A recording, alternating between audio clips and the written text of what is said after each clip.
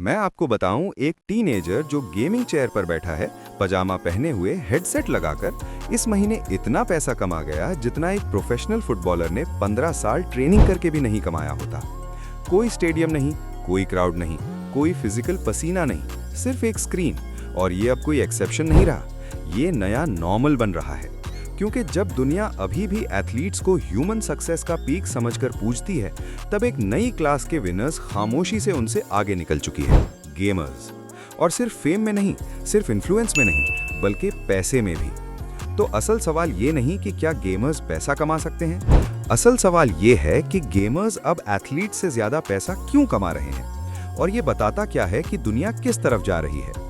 ये कहानी गेमिंग के बारे में नहीं, ये कहानी है कि पावर, अटेंशन और पैसा कैसे माइग्रेट हो चुका है जब स्टेडियम्स ने फेम पर अपनी मोनोपोली खो दी। एक सदी से ज्यादा अरसे तक स्पोर्ट्स का स्पेक्टिकल पर मोनोपोली था। अगर आप चाहते थे फेम, पैसा, एंडोर्समेंट्स और कल्चरल स्टेटस, तो आप एथलीट बनते थे, क्योंकि मिलियंस आंखें एक जगह जमा करने का तरीका सिर्फ स्टेडियम्स और टेलीविजन थे। फिर खामोशी से कुछ ऐसा आया जिसने दोनों को रिप्लेस कर दिया, इंटरनेट। और अचानक आपको फील्ड की जरूरत नहीं रही, टीम की जरूरत नहीं रही, सुपर हीरो जैसा जिस्म भी जरूरी नहीं रहा। आपको चाहिए था एक पर्सनालिटी, एक स्क्रीन, एक कम्युनिटी और कंसिस्टेंसी। गेमर्स ने एथलीट से अटेंशन छीना। उन्होंने सिर्फ वो प्लेटफॉर्म रिप्लेस कर दिया जिस पर एथलीट्स डिपेंड करते थे।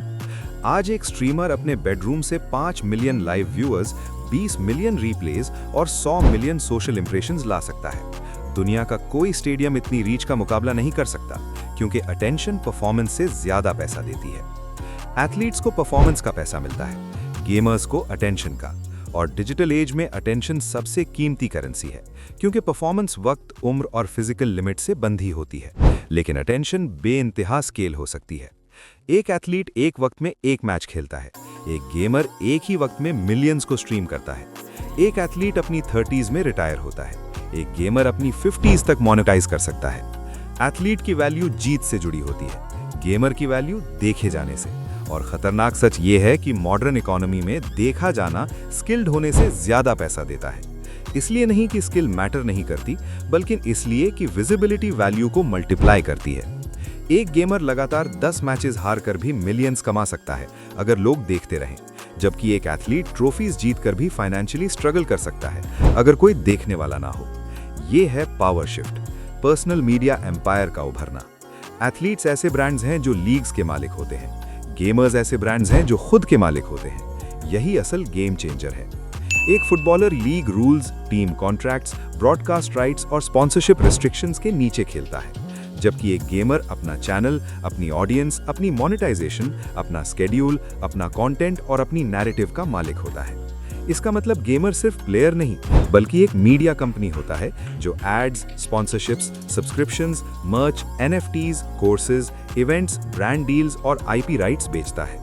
जबकि ज्यादातर एथलीट सिर्फ अपनी परफॉर्मेंस बेचते हैं, गेमर्स अपनी प्रेजेंस बेचते हैं, और प्रेजेंस परफॉर्मेंस से कहीं ज्यादा स्केलेबल होती है।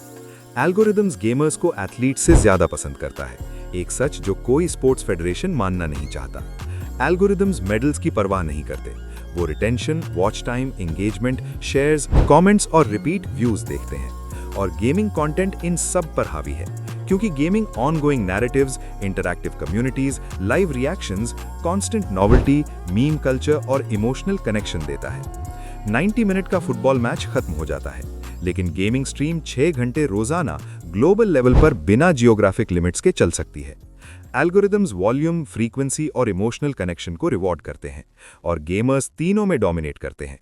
इसीलिए प्लेटफॉर्म्स गेमिंग को स्पोर्ट्स से ज्यादा पुश करते हैं, क्योंकि ये प्लेटफॉर्म के लिए ज्यादा प्रॉफिटेबल है। जब एक गेमर पूरी टीम से ज्यादा अमीर हो गया। आज के टॉप गेमर्स और स्ट्रीमर्स सिर्फ स्पॉन्सरशिप से सालाना 10 से 50 मिलियन डॉलर तक कमा रहे हैं। इसके अलावा मर्च, NFTs, YouTube, TikTok, kick, Discord और इवेंट्स अलग हैं।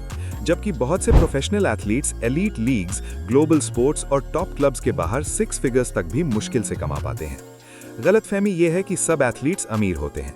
हकीकत यह है कि सिर्फ टॉप 1% एथलीट्स वेल्दी होते हैं, जबकि गेमिंग में टॉप 1% बिलियनर लेवल इन्फ्लुएंस कमाता है और टॉप 10% सस्टेनेबल डिजिटल वेल्थ कमा लेता है। क्योंकि गेमिंग इनकम लीग से कैप नहीं होती, ये सिर्फ रीच, ब्रांड वैल्यू, पर्सनालिटी और कम्युनिटी लॉयल्टी से लिमिटेड होती है, और इनकी कोई सीलिंग नहीं होती। अपनी ऑडियंस का मालिक होना सबसे बड़ी ताकत है। एथलीट्स अटेंशन रेंट करते हैं, गेमर्स उसके मालिक होते हैं। यही सबसे इंपॉर्टेंट फर्क है।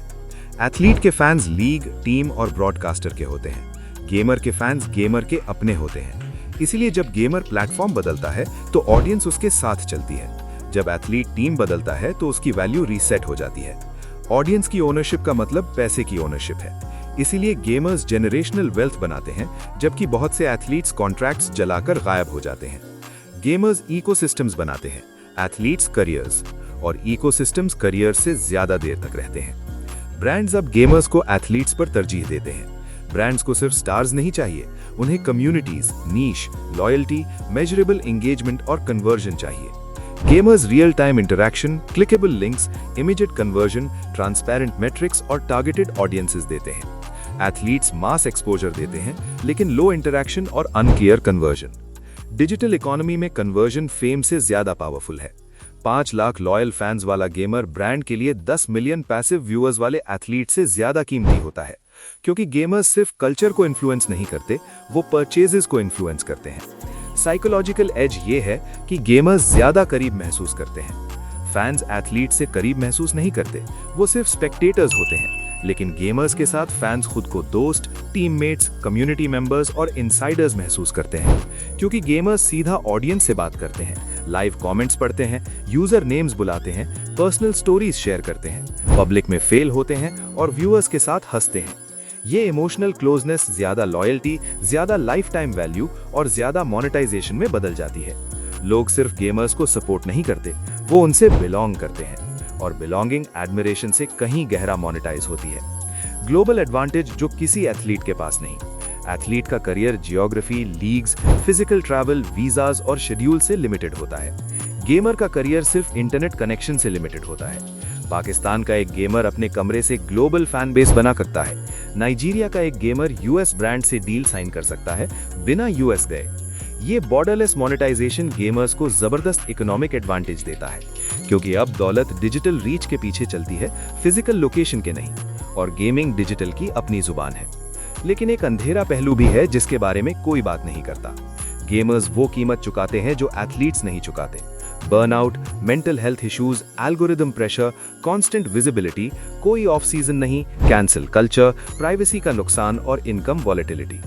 एथलीट्स अपने जिस्म ट्रेन करते हैं, गेमर्स अपना जहन कुर्बान करते हैं। इसीलिए अगर गेमर्स ज्यादा कमाते हैं तो वो ऐसी नजर ना आने वाली बोझ भी उठाते हैं जो बैलेंस शीट्स पर नहीं दिखता। ये कोई फेरी टेल नहीं, ये एक ट्रेड है। पैसे के बदले मेंटल प्रेशर, फ्रीडम के बदले विजिबिलिटी, इंडिपेंडेंस के बदले तन्हाई। और ये गेमिंग और स्पोर्ट्स की लड़ाई नहीं, ये फिजिकल वैल्यू से डिजिटल वैल्यू की तरफ इकोनॉमी का सफर है।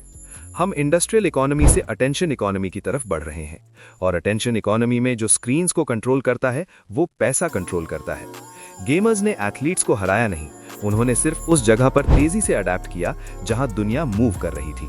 और अब आखिरी सवाल जो अगली नस्ल को डिफाइन करेगा। असल सवाल ये नहीं कि गेमर्स एथलीट से ज्यादा पैसा क्यों कमा रहे हैं। असल सवाल ये है कि अगर अटेंशन परफॉर्मेंस से ज्यादा कीमती हो चुकी है तो अगली नस्ल को कौन सी स्किल मास्टर करनी चाहिए, तेज दौड़ना या देखा जाना। क्योंकि इस नई दुनिया में सबसे अमीर प्लेयर्स अब फील्ड पर नहीं होते, वो स्क्रीन पर होते हैं।